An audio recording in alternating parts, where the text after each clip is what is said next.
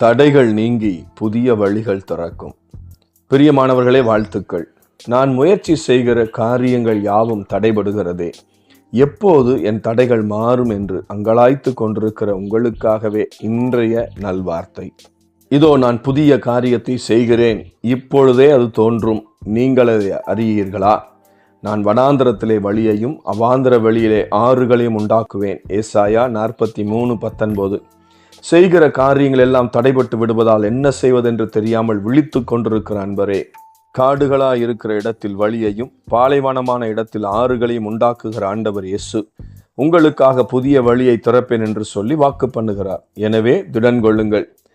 தன்னிடத்தில் இருந்த துருத்தியில் தண்ணீர் தீர்ந்தபோது அடுத்து குடிப்பதற்கு என்ன செய்வதென்று வழி தெரியாமல் வனாந்திரத்தில் அலைந்து திரிந்த ஆகார் என்ற பெண்ணின் சத்தத்தை கேட்டு கர்த்தர் இறங்கி அவளுக்காக ஒரு நீரூற்றை உண்டாக்கினார் என்று வேதம் சொல்லுகிறது.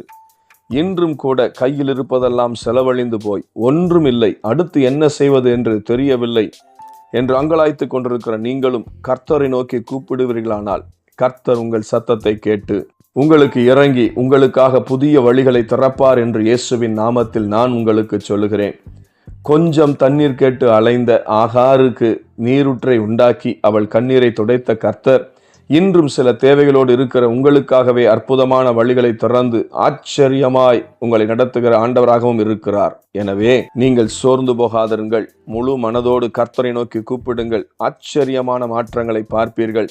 தடைபட்டு நிற்கிற உங்கள் காரியங்களில் புதிய வழிகள் திறக்கப்படுவதையும் அந்த வழிகளில் சமாதானமாய் நீங்கள் நடத்தப்படுவதையும் கண்டு கர்த்தருக்கு நன்றி சொல்வீர்கள்.